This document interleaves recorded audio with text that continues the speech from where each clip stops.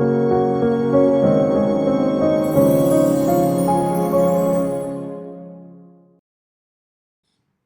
you feel weird as well that we just stare at the screen without knowing when we start? So, guys, girls, ladies and gentlemen, it's always an awkward moment. We have tried various times how to start this video with, like Precision. exactly, with precision, with like seven. And it's 7 p.m. Channel News Asia. Da, da, da, da, da, da, da, light. Good evening, everybody. Does not work. So it's always started awkward. We saw the thing started already, but then it didn't.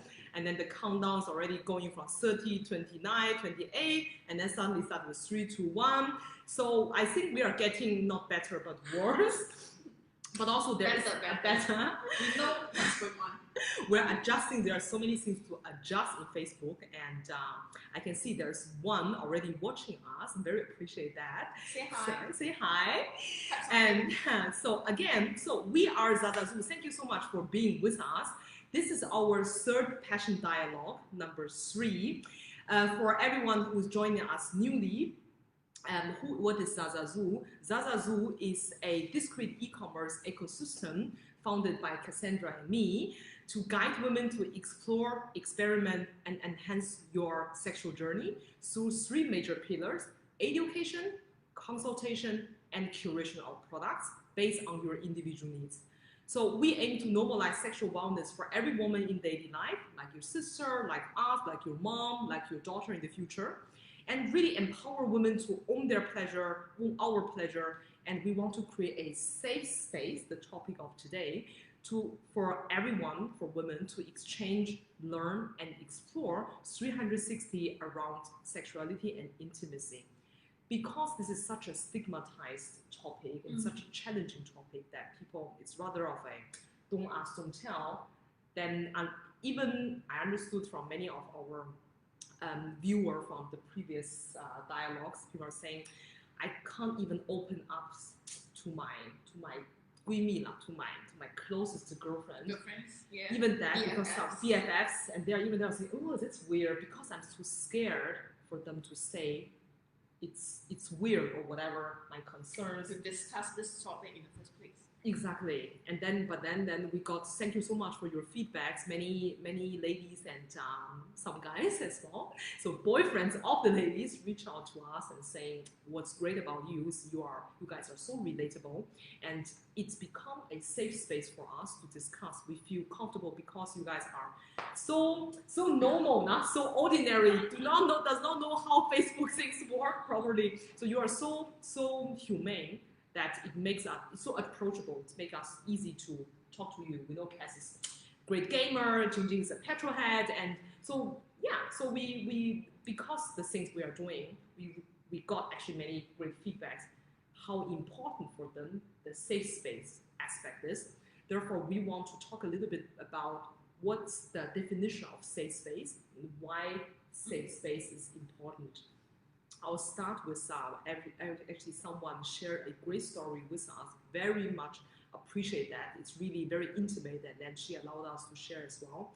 Is that 2 years ago, one lady we're talking to is 20-year-old, and she was in uni here and was late in the library, and she was sexually harassed. Nothing severe, but it was unfortunately touched. I wouldn't say it's not in the rape stage, but like really someone harassed her 2 years ago, and which caused her, it's such a big trauma for her. She came from a family where the dad is Westerner and the mom is Asian. Even in this cross-culture, mixed culture, she couldn't speak up. So it was for her such a shame story. I mean, she lived in UK also for 5 years when she was younger. So it's a very open-minded girl, raised up very open-minded as well. And then, but she couldn't talk to anyone. So what's the problem then? Then sex as a topic suddenly was forbidden. So every time she couldn't talk to her boyfriend as well. So the boyfriend was like, every time she wanted to be intimate, she would just push him away. Because there's a barrier. Exactly. So there was a very big barrier, and then she did some research online. But then most of the therapists or most of the expert online, she just couldn't. She said, "I didn't. It's not that I have such a big problem that I have to approach a sex therapist or my gynae." And ultimately, she talked to a nurse, and then she said, "Okay, I actually can't help you." So what caused, long story short, after 2 years, this was the first time she spoke up. She said that I felt that I somehow could trust you, but the problem that I have cost me 2 years of no intimacy. So the boyfriend eventually broke up with her, and it was 2 years ago. But since then, it was impossible for her to approach anyone. So she actually approached us, and we had a call with her. So I had a personal talk with her without showing faces. But it was, she said, the fact that we had almost 2 hour chat just around this topic. And she said, ultimately, when we ended, she said this was so really, there's nothing that I was expecting Jingjin to help me or to, but the fact that I could talk to someone who knows exactly what I go through, that there is a space that I did some recommendation who could, in one of our panels, and who are the experts, that we could make a link.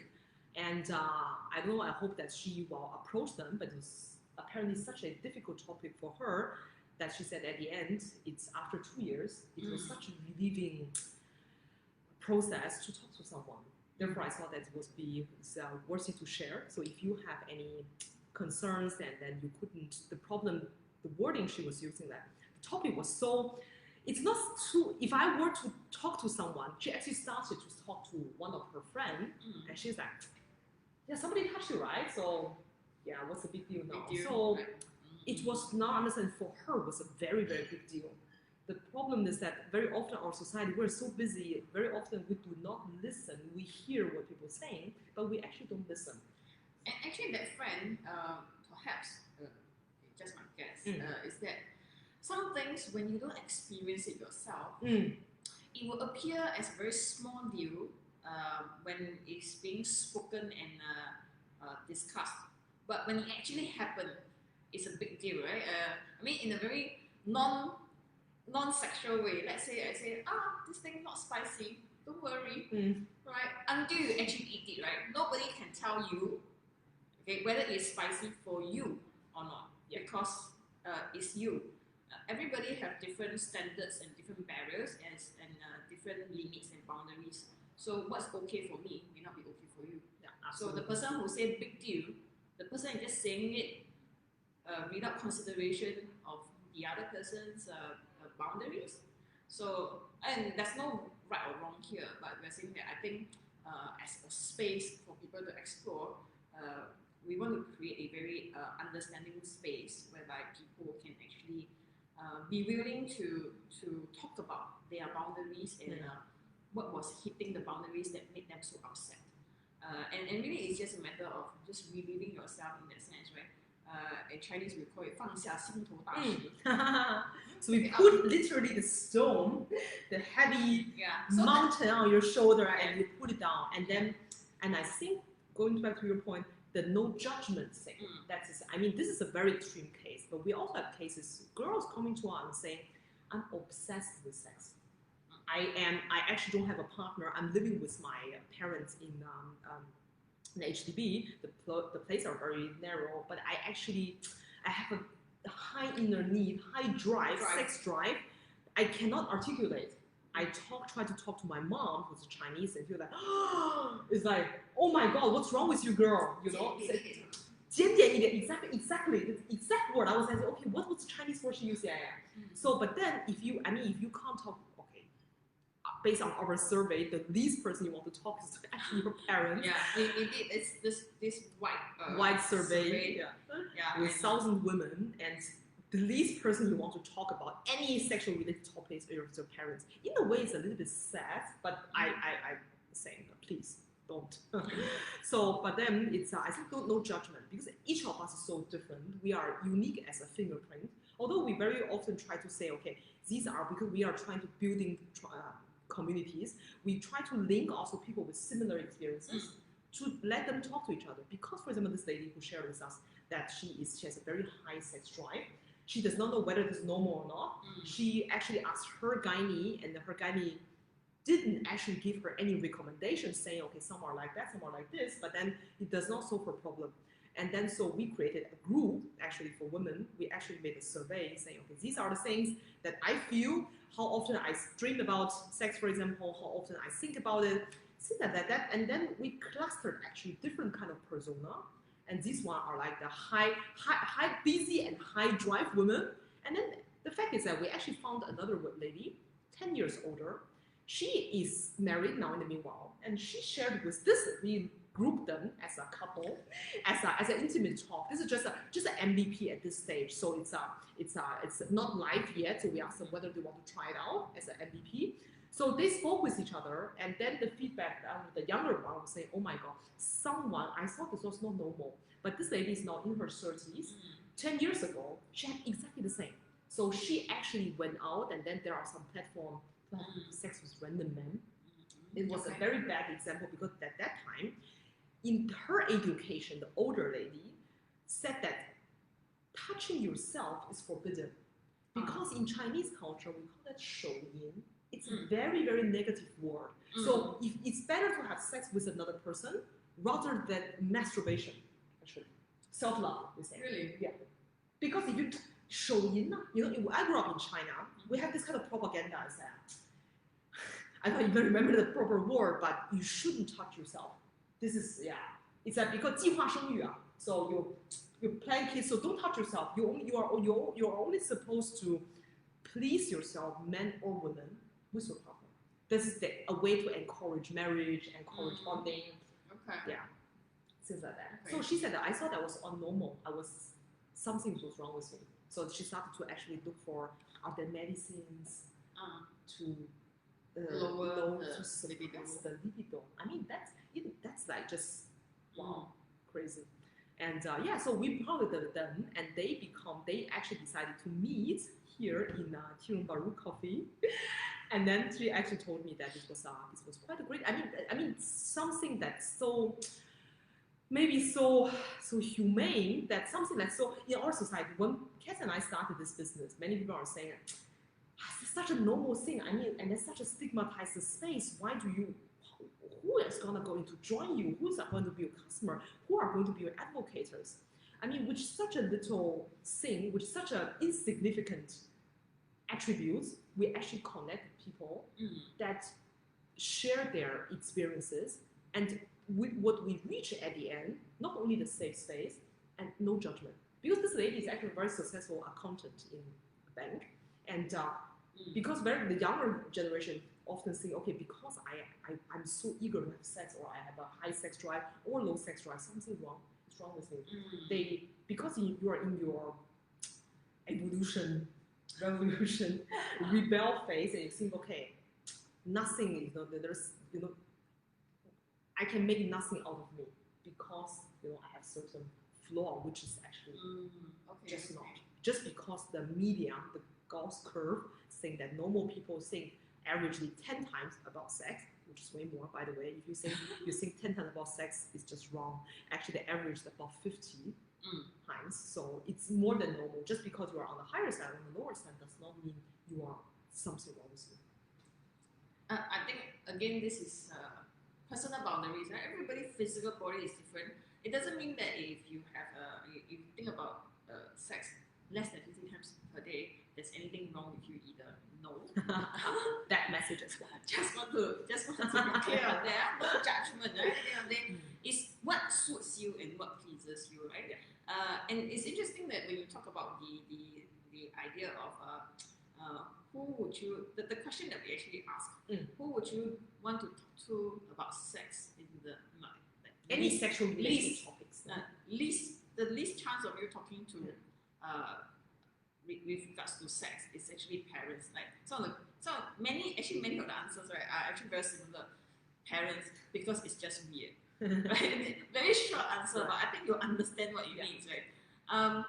And interestingly, so recently I had a chat with my kiddo, and she was telling me, mommy, my teacher was telling us if I don't want to talk to anybody else, I can actually call this Tinker friends, and then I can talk to them. And at the moment, I was like, baby, I would like it that if you have anything to talk about, please talk to mommy lah. But if you really want to talk to mommy, okay, fine, then you can call them. But if you can, please talk to mommy, you know? So, yeah. So, but then again, on one side, you'll be thinking, okay, not too bad. There's actually something there for her that she is aware. I think that the point here is awareness. She's aware, she has a channel to go to. Yeah. If there's no one else that she can talk to, there's one place for her. Yeah. So I think in a way we want to be like that in terms of sexual wellness. Yeah. And on the other hand, I do hope, you know, when she sees this X years down the road, you know, when it comes to sexual wellness, I hope that she does actually talk to me about this, because my kiddo is my muse. She asked me all sorts of questions, which made me think a lot, and also made me decide to do certain things. And I think to me, one of a personal mission for having ZaZaZu is to create a space so that in future, any young ladies, young girls, when it's time for you to be curious about what sexual wellness is, when it's time for you to be curious about your body, which is perfectly normal, come to ZaZaZu, and then it will be a very holistic place for you to look at things. I wish for like 1,000 times that, you know, her first impression of what sexual wellness is holistic and healthy, and that is fine, and not through Pornhub or xxx.com or, you know, that kind of website. Any porn site. Yes. So then again, just to clarify as well, I do not think porn is bad. I just think that for anyone who is trying to learn about sexual wellness, porn is not sexual wellness. I see. Right? So I want to draw a very fine line there and really be that space for you to know these things. Because for me, porn in a way is fantasies. Yeah. It's a fantasy That's world, the right word, which is not. There's no wrong. Again, no judgment here. No right or wrong. Sometimes some people do need the fantasies to get into the mood. So I'm not saying that it's wrong, but I think that to get proper holistic information, not education. I think just going to that point is very funny. It's very not funny at all. Sorry, my wording. It's very interesting that during our interview, we interviewed 1,000 women aged from 21 to 56. What happened is that when you first time, if you can recall, especially for the more mature ladies, when you can recall, when is your first sexual encounter? So how did you inform? Okay, at that time, it was looking for the internet, you Baidu it, you Google it, that time, some of them didn't have Google at that time. But it was still through, many of them told us it's from VCD. Do you still remember VCD? I don't even have a player now, but yes, I do. Yeah, right. So VCD generation, we actually, some of them bought, in the high school time, they bought VCD and to watch porn. To watch the curiosity, firstly curiosity. Yes. And in the sense of, this is how it's done, because there is no other places no to channel. go. All the sex education is rather of biology. Say, okay, this is a vulva, this is vagina, and this is, and then don't do it, done. It's abstinence in a way. I mean, but then I like what you said, you can't hold back that curiosity at the end. Right? And it's perfectly fine to discover your body. Actually, the more I think about my education at that time, touch your body, is shouyin. It's a very bad word, masturbation, you just can't do it. Yeah. I mean, this is just... Sounds terrible. It sounds terrible, right? But this is exactly the word in Chinese, no? Masturbation. So, therefore, and then during our survey, we also actually found out that, 80% of across all the 1,000 women, they actually wish to enhance and spice up their sexual lives, either alone or with partner, but they simply don't know where to start. And once they start, if they actually really make the step saying, let me find out, firstly, they don't know what to Google. So they say sexual enhancement. So we are asking what are the most frequent words to use, sex toys, how to please a man or how to please a woman, how to, various kinds. Then you have tons of pages coming out. And then sometimes you click on them and you realize, then I don't know what an ad blocks flashes cookies coming out, and then with various kind of shaming. There's kind of secret space where you could secretly meet. There are Tinder, all these kind of pages where you actually, this is not what you are looking for at all. Therefore, we decided actually for ZaZaZu, we do not make any advertisement. This is not an advertisement space for anything. Unless we run out of money one day. And still believe in our mission. Disclaimer. Yeah, so, yeah, and then actually, you know, if that were, one of the topics I want to address today in terms of sales today is that I want to share with you some of our survey results. One is the 80% thing. We also found out that 60% of the women feel that and feel just that self-love, masturbation versus show-in is really rather shaming than healthy. If you go to the Western culture, it is actually a healthy thing to do. Of course, people don't talk out loud about it, but it's still, if you ask anyone, you know, on the street or anyone on the perception of, you know, self-love is healthy. Whereas in Asia is, okay, such a loser, you don't have a husband, that's why you want to do it with your partner. And then it's shocking. I mean, for us, it's like, huh, really? But then this is unfortunately 60%. No? So I think the exact number was 580 women were saying like, yeah, it's just oh no. But then if you think that self-love or masturbation is already something that's so dirty or shaming, then you won't do it. But then you have the needs, so how do you satisfy it? So this is this kind of a struggle. So let's set the record right.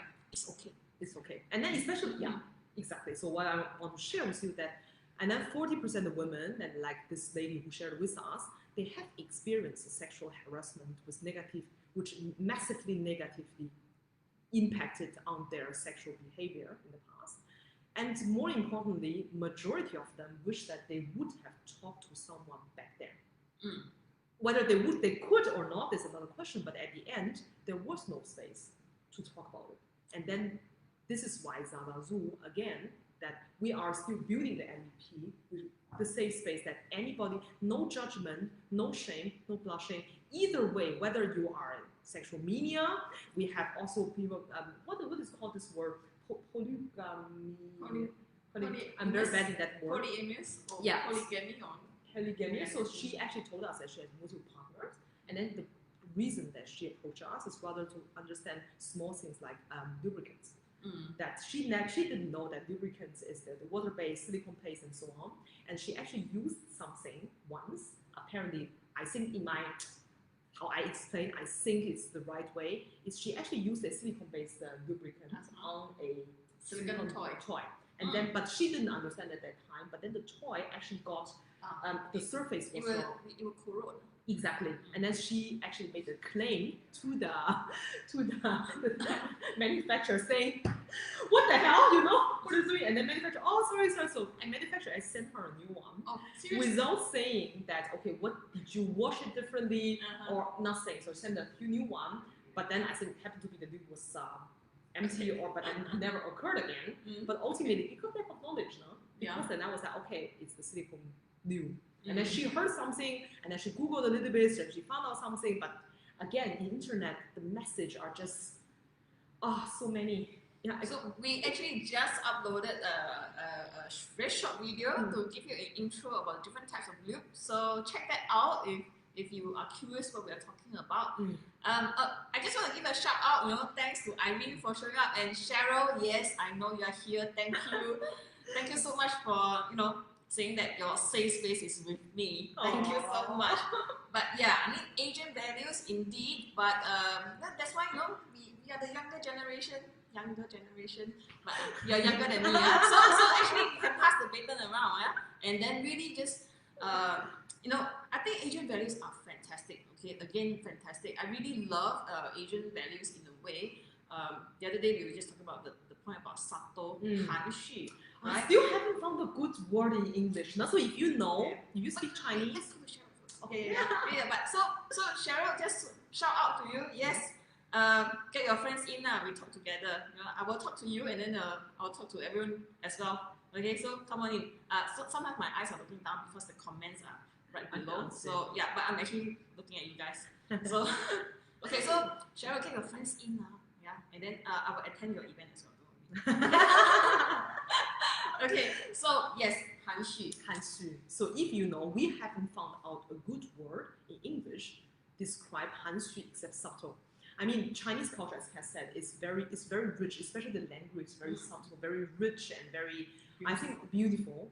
And yeah, and then think about how terrible is that you say masturbation is 手淫, right? It's like, yeah. So, but then 含蓄, we actually wanted to make the language, because what also based on our research, we found out, especially in Asian context, when we then speak English and or in some other language, including Chinese actually, the word about genital or the word about, that's why we say self-love rather than masturbation. We say you're blossoming ladies rather than vagina. Is this kind of, because the words are not welcoming. So in Asian, especially in Chinese, other language I unfortunately can't speak, but Chess speaks actually Japanese, so it's just so for me it's like 含蓄. If you can describe, for example, there are Chinese erotic novel. If you read them, this kind of hotness you could experience, just not that are way better than porn. I tell you, this is because it's just so subtle, it's just so 含蓄. Because it ignites imagination. That's why we say, why, for example, China, 旗袍, the Chinese traditional dress, why is that way more sexy than a bikini? Because it's hide the part that you shouldn't see, but it's revealing enough. You can see the shape. You can see the shape. You can see other things. And then it's innate actually fantasies. And this is why we think that the Asian culture. So we found out that Asian women are actually more, if we can find out the right language, they feel actually more pampered or more taken care of if there is a language change, whether it's masturbation or... And also in terms of communicating, in terms of speaking out about the topic, I think it makes you more comfortable as well. So therefore, in other words, right, I think being safe here also means that we don't necessarily say that if you're in this space to talk about this, it doesn't mean that again you have to rah-rah about it and then go very loud and then go and scream to all your friends and say sexual wellness is the next thing, so let's do it.